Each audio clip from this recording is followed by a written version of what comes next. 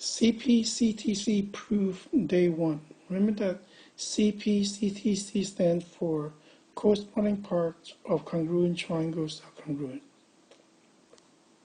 Right. Using congruent triangles, CPCTC stands for corresponding parts of congruent triangles are congruent.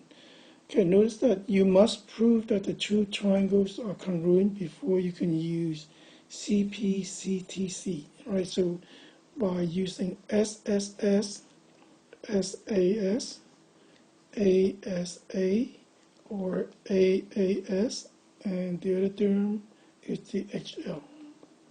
Okay, so these are the 5 we must prove before we can use CPCTCs. Right, so let's go through this diagram. This is the process of your proof. First, use your given information. Second, prove your two triangles are congruent by using one of these. And once you prove that the two triangles are congruent, only now you can show extra parts are congruent by using CPCTC. Right? Okay, so then we see that these are the terms we can use by SSS, SAS, ASA, and AAS. Right? And this is the same diagram. Okay, this is the same diagram we used before. This is to remind you that you must prove that the triangles are congruent before you can use CPCTC. Right? Okay, so let's go through our example 1. We're given that angle ABD is congruent to angle CBD. Okay, as before, you must go through and mark your diagram. So we're looking for ABD, so this angle, and CBD. So these two angles are congruent. And ADB, so ADB, this angle, and CDB, and this angle. And so they're sharing the same size, BD, so then these two are by angle, side, angle. Right, so step 1 is always the given.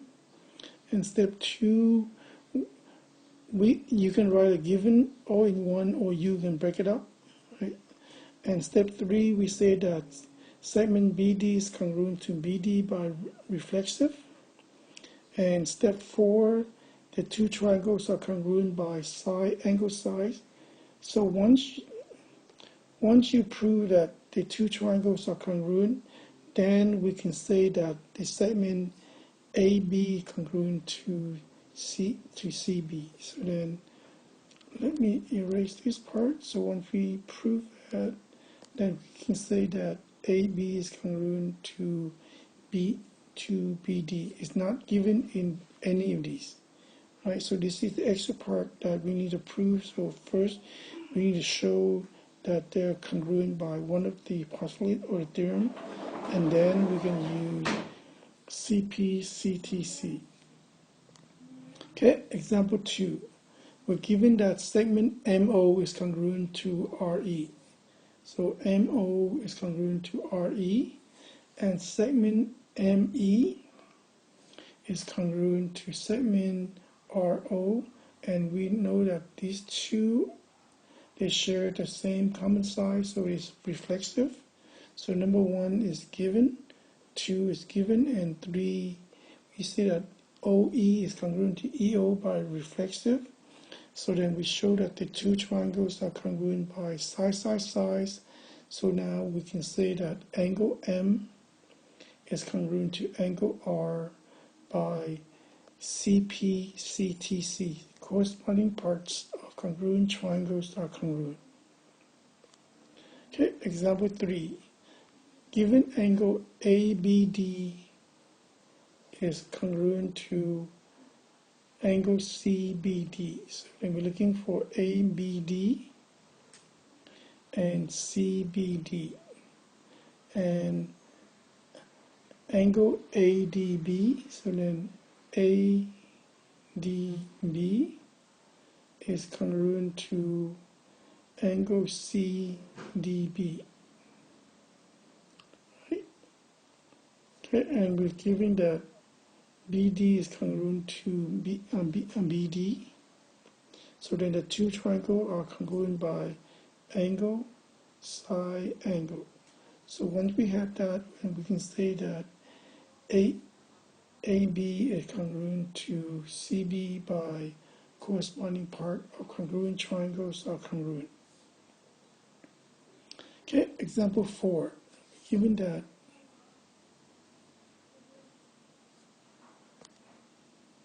MO is congruent to RE, so then this is side and size.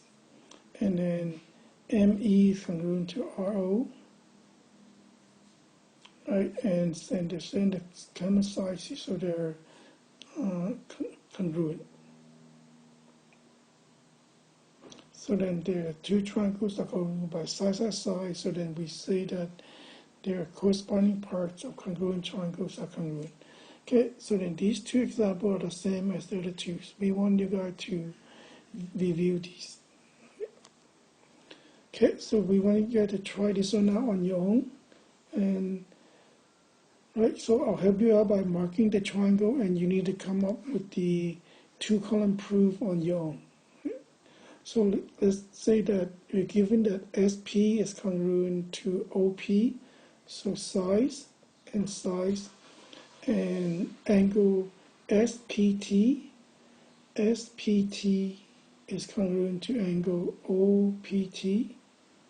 So we have angle, and PT is congruent to PT by itself, so is size. Okay, so you guys can work on the proof in a minute, and I'll give you the answers.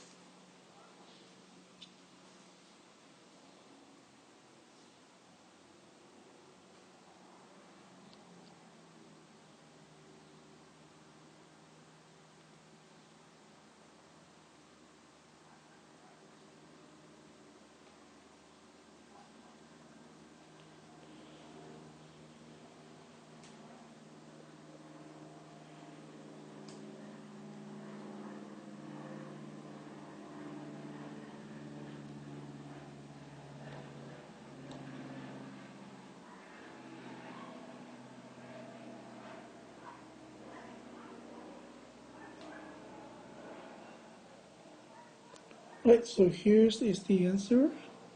So check your work.